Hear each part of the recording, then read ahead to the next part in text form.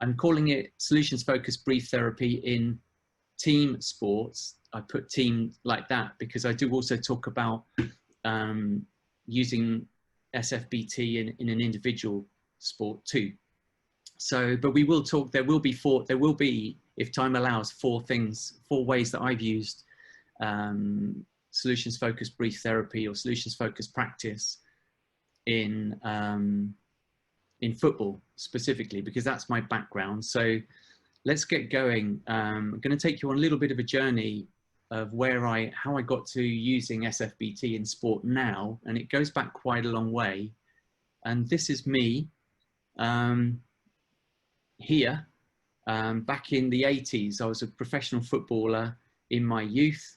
So I was involved with professional clubs from the age of 14 to about 22. First with Chelsea as a schoolboy player, and then with my old club and my hometown club, Bournemouth. And their stadium looked very different then, and we all looked very different then, different haircuts and everything. But that's me there. And so I started off a professional sporting career, had all kinds of injury problems, and for me it was all over by the age of 22. And to be honest, the sport just started to become less important to me. I changed where I lived. I needed to think about getting a new career, got married, children, and sport just became less important until a long time later when I discovered bikes. And so I actually won a road bike in a competition and decided to start riding it and really got into road racing. Only amateur local stuff, but I really loved riding my bike and racing on my bike, and I trained really seriously, the best I could as an amateur. I made sure that my nutrition was right. I took it very seriously, and my ability didn't really match my ambition, so I was always looking for something that might help me get a little bit more of an edge. And I came across this guy, Steve Peters. For any of you who are keen cycling fans, you may have come across him and his work. And Steve Peters was the psychiatrist for British cycling. Really? Hello? Okay, sorry, I'm not sure what happened there. So Steve Peters was it psychiatrist, I believe. He's a doctor of psychiatry and working with British cycling. British cycling were getting great results in the Olympics and also in road racing. And I thought, well, maybe this guy can give me the edge I'm looking for. And I bought this book, which is nothing to do with solutions-focused practice. So I'm not advocating it from that point of view, but it was a very interesting book that's planted the seeds for me around about 10 years ago for managing your thoughts and reactions in a sporting setting. So that just planted the seeds, but nothing more at that time, until I discovered a new sport, table tennis. Randomly started playing table tennis when I joined a company that had a table tennis table, and took to this sport very quickly, and probably true to my personality, became obsessively focused on getting better at it. And I was quite good quite quickly. And one of the things I noticed about myself was that I was quite good at blocking out distractions, and I actually really enjoyed it when the pressure was on, whereas I noticed that most of my opponents didn't. And so I could punch above my weight because people would fold much more easily than I could. And so that made me interested in myself. I started reading a lot more around this whole area of performing well under pressure and managing yourself well. So that led to being asked by the table tennis club that I've been working with in Brighton, just as a volunteer, on a volunteer basis, to ask me if I would work with their young people in their development program.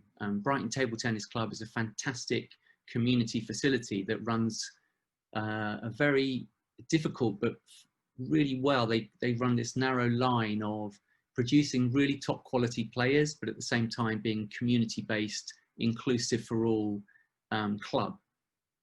And so I was working with their young people because they were finding it particularly difficult or challenging to go to tournaments and compete at the level that they would normally be able to.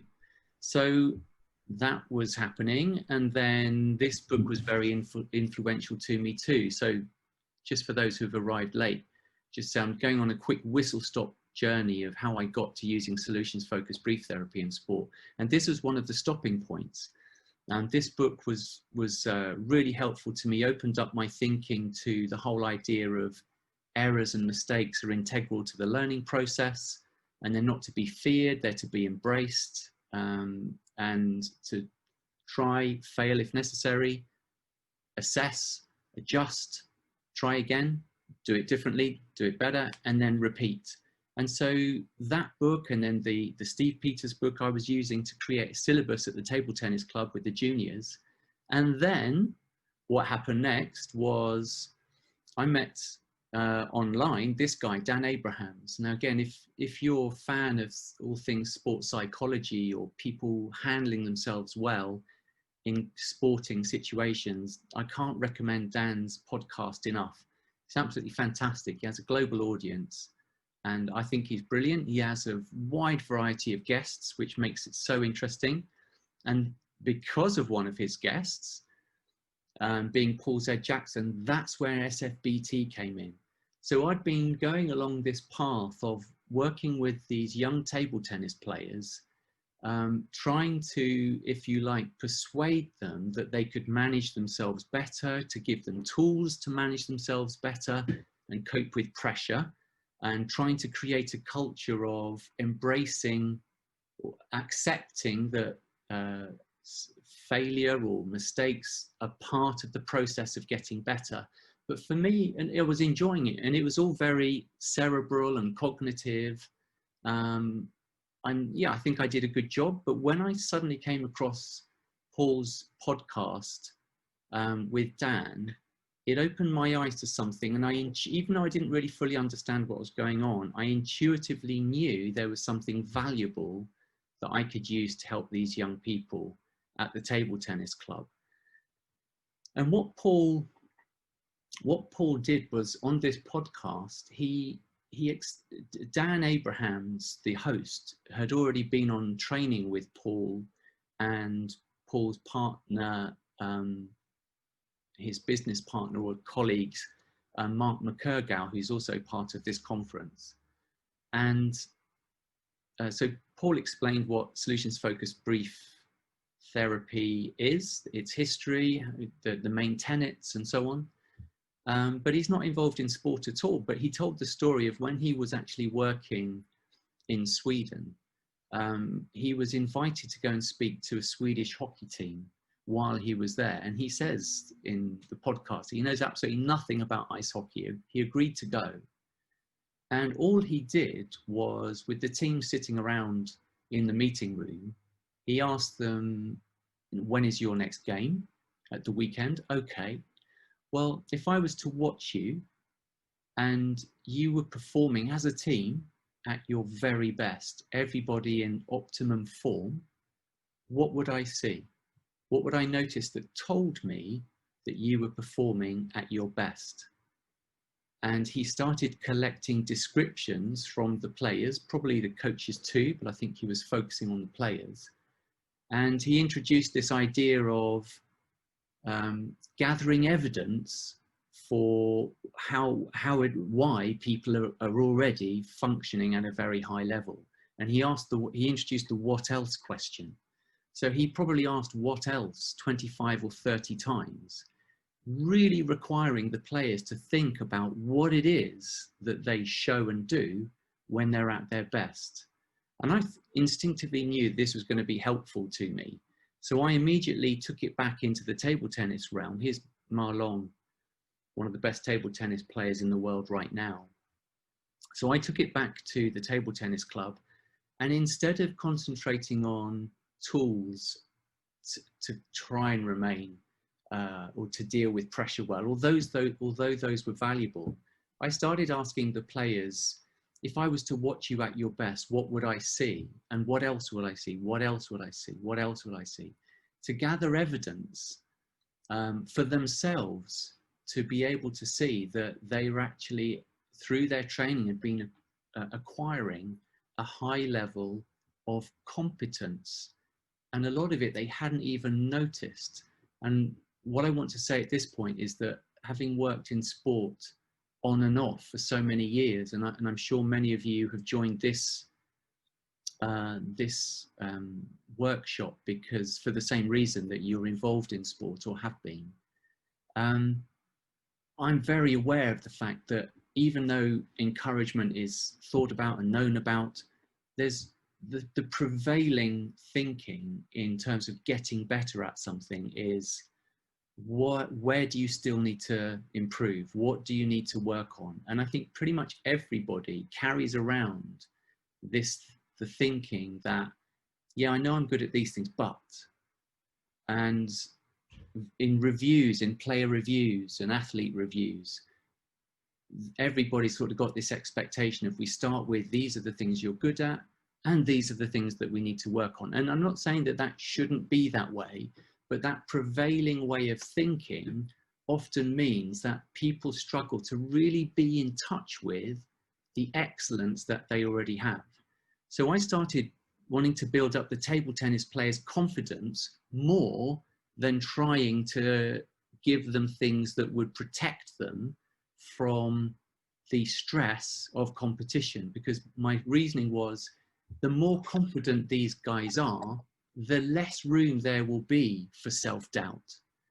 So there still may be self-doubt to deal with, and no doubt there is, and there still may be technical things to work on, and of course there will be, but let's build that on a foundation of nurturing self-confidence and belief. And we did that in two ways. Looking backwards to your best recent match, gathering evidence from what you've done that's working well, but also regularly thinking about your dream game. And if you were playing in your dream game, what would I see? If all of your training was just working for you in your next match, what would be happening that told you everything was coming together, everything was working as it should, which is such an important part of players and athletes reaching for what the next level is. And so often with the young table tennis players I was working with, if you asked them what they needed to do to get better, what they could do is recite what their coach had told them. And that's okay, but we could do far better than that by asking them to imagine what their dream game would look like and place themselves from a visualization point of view and a deep concentration point of view into what that dream game would consist of in great detail. So we drill down into the detail of, and when you played that way, how would you feel? If your topspin forehand was working in the way you describe, what effect would that have on your opponent? What would you notice about them that told you your forehand was really effective? And so we'd go into that level of detail so that it became something that they could relate to as an experience rather than just have on their development plan as an item that they should try and aim for. So we looked back for evidence of best recent match, and we looked forward to what the dream game would look like. And then I got more interested in the types of questions that we could ask beyond tell me about you at your best. As you see further down, I then started to realize the more I read about solutions-focused practice, there were other related questions that we could ask the players to draw out of them and surface their strengths and their qualities. So as you can see here in these 5 bullets, what are you most proud of the way you play? What did it take to get good at that? So not just talking about what you're good at, but what did you do to get good at that? When did you first notice yourself getting good at that?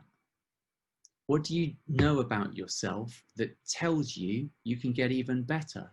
So starting to ask there about, are you aware of the qualities that you have that mean that you're going to keep training in a focused way? The players hearing themselves answer these questions is where the potential for change and growth lies, I believe. At least that's my understanding, without being a specialist at all in the neuroscience of this. But it's connected, I think, with that, also with people hearing themselves describing the future they want, rather than being told the future they should want, which tends to be more effective. And then finally, what do you love about your sport? Because we were always really keen for these young players to, however ambitious they were, we wanted them to be able to be in touch with probably the reason that they were there in the first place, which is they just love playing. And so we'd get them to express that from time to time, to sometimes counterbalance the stress of hard training and high expectations. So actually what I'd quite like to do now is, how many do we have in the... There's 20 altogether. Okay, so yeah, I couldn't see you all coming in, those of you that arrived just a little bit late. So thanks so much for joining. It's actually really great seeing faces and names, because just all I can see is my slides until now. So it's really great that you're here. And what I'd like to do, I'm going to go back to sharing that last slide just again, for you to take in some of these questions, particularly.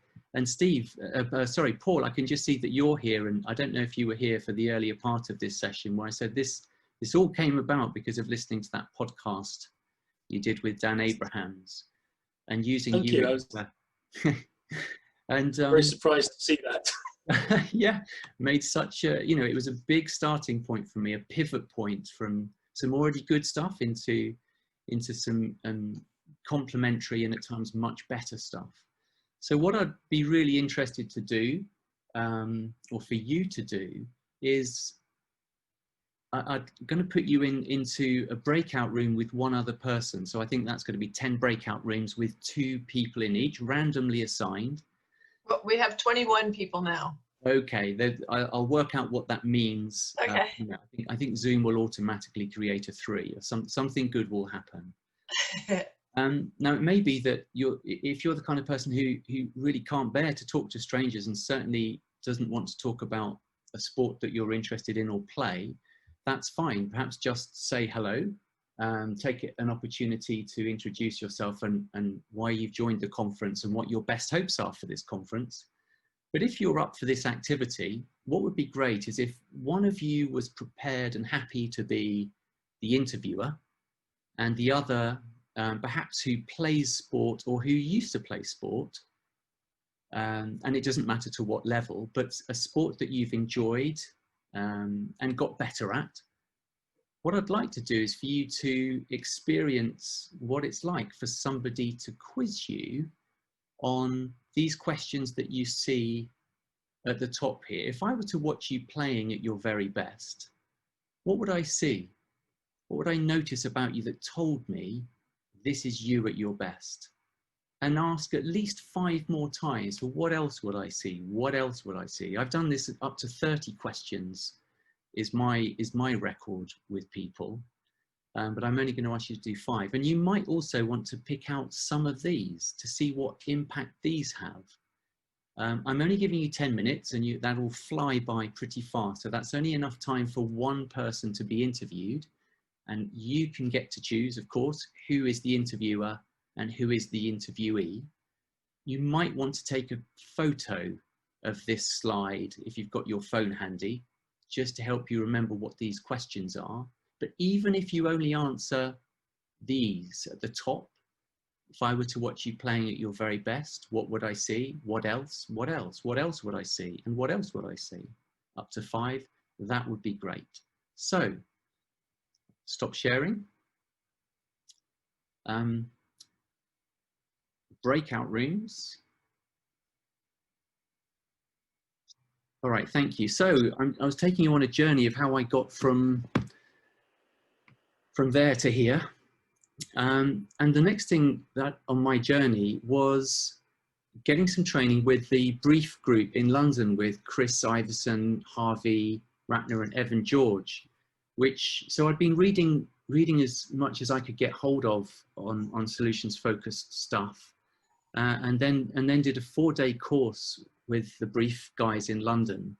And this really helped me tremendously and opened my eyes to 3 particular things that I grasped the importance of, I think, and made a big difference to me and what I was doing. And those 3 things were noticing, interaction, and scales.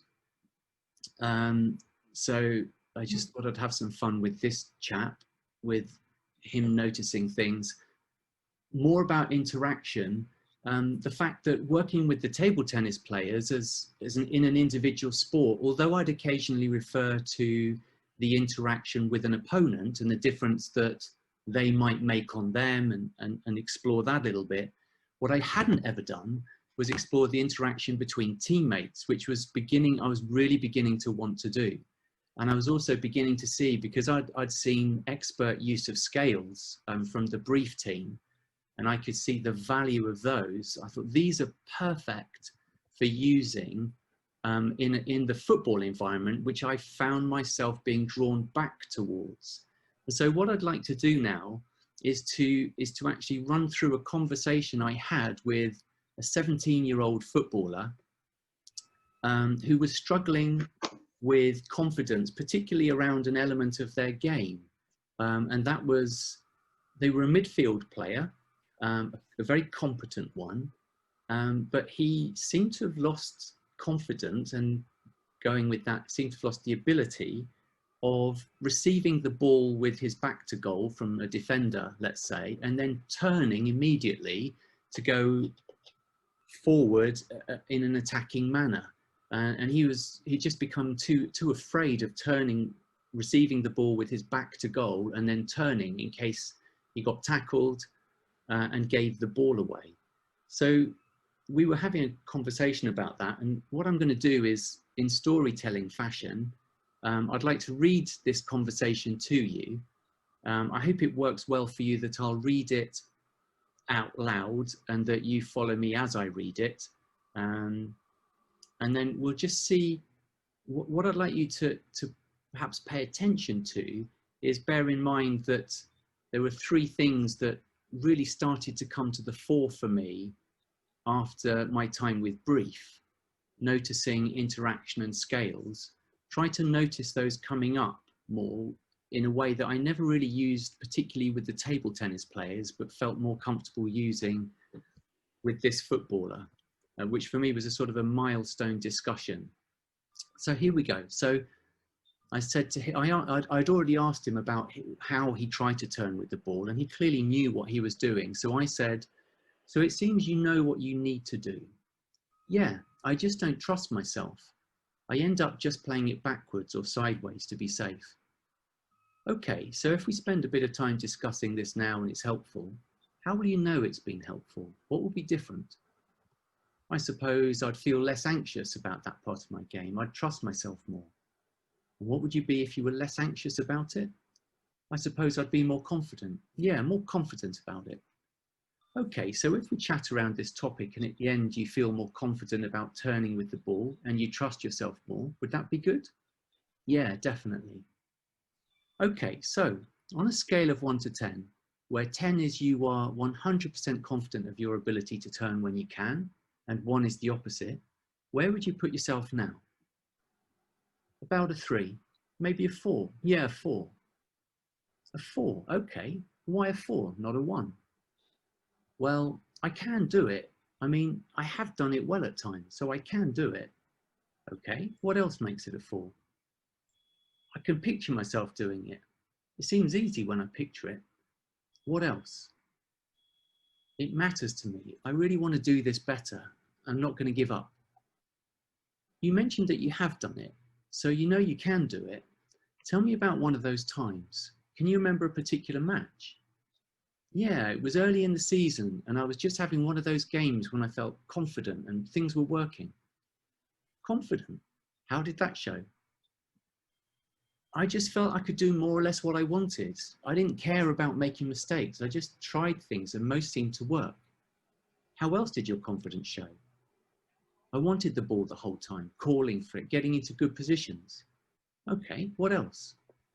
if something didn't work, I didn't care. It didn't affect me. I just wanted to get back on with the next thing.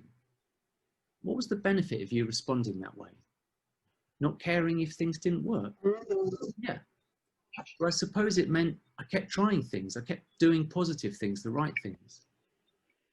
What benefit was that to your teammates, you not caring about mistakes and still trying? I suppose it was a good example. Okay, what else? It maybe gave them confidence to be positive. We were all positive that day. I can't say it was down to me though. When they were positive, how did that affect you? It made me want to make even more happen. I wanted to be at the center of it. And what about the person you were up against? What effect did you have on them when you played this way? He couldn't get near me, or hardly ever. I dominated him. How did that show? What could you see that showed you were dominating him? Well, you could see him getting disheartened. He started moaning about things, and I think he gave up by the end. And what effect did that have on you? I loved it, just wanted to pile it on. This sounds like you close to or at your very best. Ah, yeah, it does. It probably is. So tell me about turning the ball that day when you were at your best. It just worked. I was sharp. I was confident. I was having fun. I did everything without thinking too much. I just did things. I mean, I probably did get caught out once or twice, but it didn't bother me. I just got on with it. Okay, so you know what it feels like to be confident in turning and not caring if it doesn't work every time. You know you can ignore those and keep playing positively. Yeah, I'd kind of forgotten I can do that. And you know what a confident you looks like, the things you do, the effect you have on your teammates, your impact on the opposition. Yeah, I've got a good sense of it right now. Okay, so on a scale of 1 to 10, where 10 is 100% confident that you can play that way again, and 1 is the opposite, 0 confidence you can play that way again, where would you put yourself? Right now, an 8. Okay, why an 8? Because I know I can do it. It's not hard, I've done it more than once, not just that game, for periods in other games. Okay, why else an 8? I want more matches like that. That's how I see myself playing. That's who I want to be. In my head, that's who I am. Okay, why else are you an 8? I can picture it. It's within my grasp. I just need to own it. Okay, why else an 8? I know I've got the ability. I know what to do. I've done it already, so I've got what it takes. Okay, you said just now, in my head, that's who I am. Give me 3 words that describe who you are when you play that way. Just 3 words. Lively, carefree, okay? Sharp, sharp and dominant. Can I have 4? Lively, carefree, sharp and dominant. Great. Okay, so I hope you noticed in that session that it was for me a big step on to reach the point where I was able to ask a player about what difference it made to them and to others when they were performing at their best, but also to be able to scale, to be able to see, you know, where are you now, surface the things that keep them where they already are on the scale, which was a brand new concept to me, because in my sporting background, scales were always, where are you and why aren't you higher? And what do you need to do to get higher? So it was a revelation, and it still is a regular revelation to the people that I work with now, when they see a scale used that way. And then to return to it or something similar to it at the end, and for them to give evidence for the reasons why they're more confident, was a big step on for me, and really what this conversation, and by the way, I should say I cleaned up this conversation. There was a lot of much more thinking time going on, and a repetition of questions from me, but to make the script more user-friendly, I've cleaned that up. So it took longer than that, and it was hard work, but it was very satisfying. I've learned to see the importance of noticing an interaction, a little bit like entering, when I'm working with someone, a little bit like entering the gaming world. And this is how I try to often explain to people, that when I start working with them and saying how solutions-focused brief practice could be useful to them, is that it's like entering somebody else's world and helping them to spot clues in their environment to be able to function really well. And in sport, if wanted, to move up to the next level. And you know, in the gaming world, of course, you progress through levels. And one of the ways that you progress is by interacting with people around you successfully, and spotting the things that are in the room or in your environment that you can use to help you move on to the next level. So for me, this is quite a nice analogy for explaining what I'm doing, or what I can do with young players, predominantly young players. I've only worked with a few individuals as adults. This is a photo of my old team as they are now. Sadly, no longer a Premier League team, but life goes on. And what I wanted to move on to now was to return to the you at your best, but how it's evolved for me now that I've realized that the whole interaction side of exploring, if you're playing this way, what difference does that have on him or her? Then I realized that I could start exploring or asking the same kinds of questions with small groups of people. What are you collectively, which is actually returning to the original example of Paul in Sweden. You know, he was asking, I think I'm right in saying, a group, either the whole team or certainly a group of players. And so I started exploring doing that too, and asking the same kinds of questions. What would I see when you, as a group of defenders, for example, are performing at your best? And you know, what does it take for you to do that when you're playing so well, when you're locking out the other team's strikers? What does it take? What impact does it have? What are you most proud of? And the benefits I've noticed of this are, it seems to touch the parts that other beers don't reach. It's incredibly motivating for players to hear each other describe what they're good at, because not only as a collective they describe that, but they will of course make reference to each other individually and the difference they make to each other. And that doesn't really happen very often, if at all. That can create a sense of bonding. I believe it improves communication generally as they learn to trust each other from that bonding. It creates a kind of accountability, because if players are saying out loud what they think they're good at, there's an implicit agreement that these are the standards we're able to play at, and this is what we want, this is how we want to play and the level we want to play at. So it can create an implicit accountability. I've seen some people turn that into an explicit accountability, where people can sort of pull each other up on, or when standards are dropping. I think I should probably say at this point that you know, nearly all the work I've been doing has been in a kind of very competitive, progressive, looking to move up the levels environment, rather than just the social side of sport. Though I think everything that we use for the solutions-focused brief therapy can easily transfer to social sports players. But just to put this in context, I've been working in environments that are pretty ambitious for progress. I think players talking out loud in front of each other about them at their best improves the chance of them noticing what works. It kind of always amazes me that even really top players are not always necessarily aware of what they do that works. And I'm not saying that they always need to, and I don't think we should be removing spontaneity. And with some players, they just react so fast. You don't want them to overthink anything.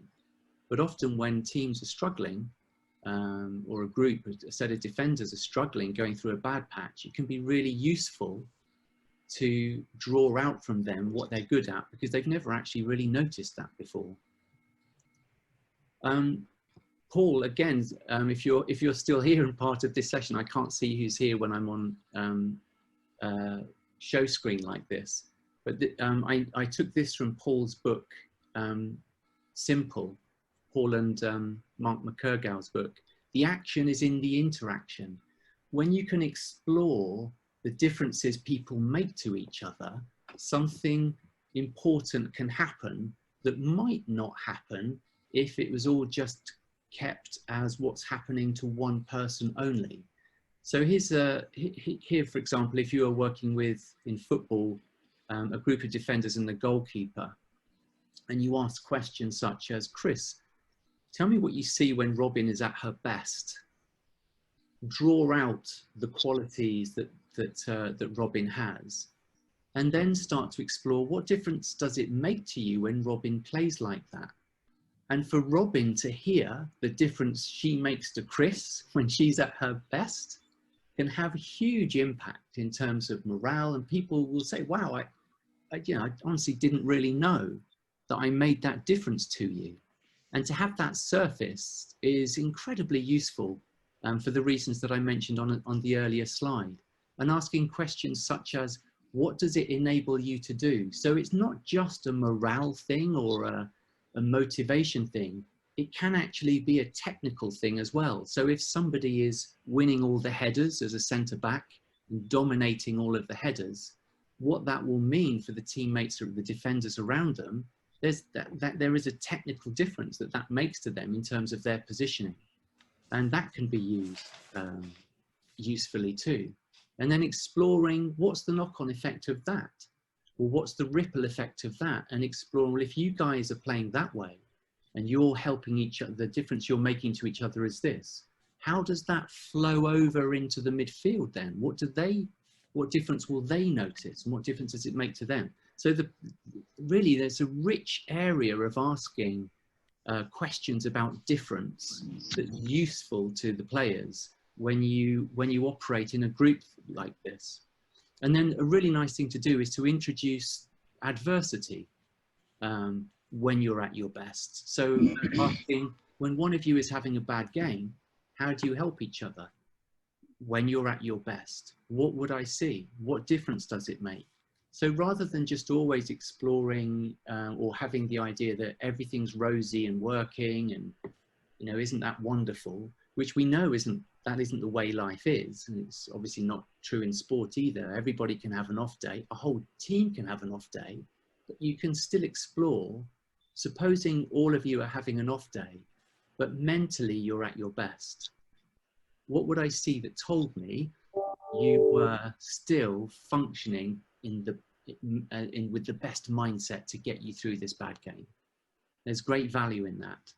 And here's another one with in adversity. You're playing against the hottest strikers in the league and you are at your best. What would I see that told me that you were at your best? What else would I see? What else, what else, what else? And what difference does that make? Who would notice? And I find that always an interesting one, because then they can start to describe the difference they believe they're going to have on those strikers, because the strikers would notice them at their best. Getting them to verbalize that can be a really positive priming for going into that game. Time is rushing away, so let's just look at something you could take straight into a training session that I've enjoyed using.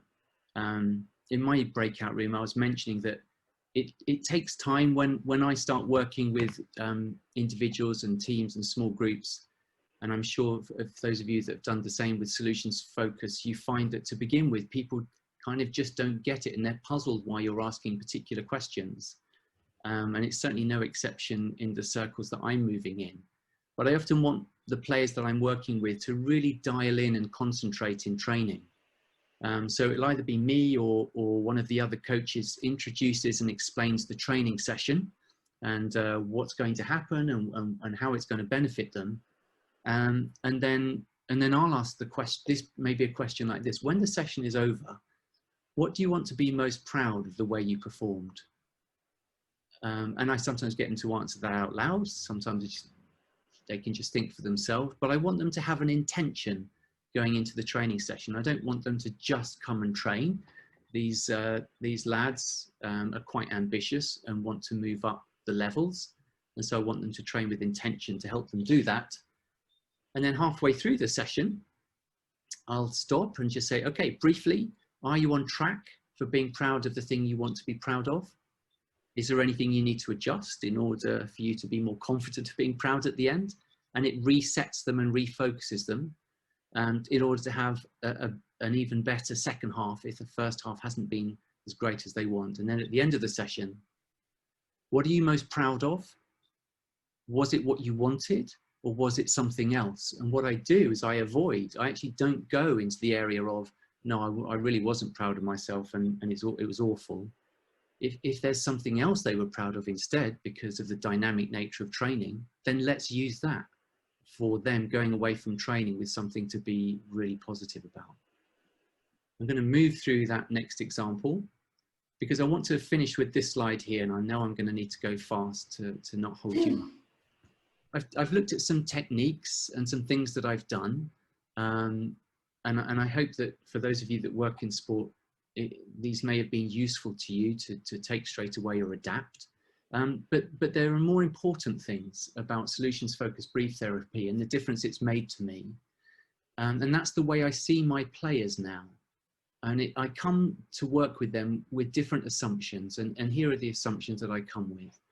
Every player is doing the best they can and has very good reasons for what they're doing right now.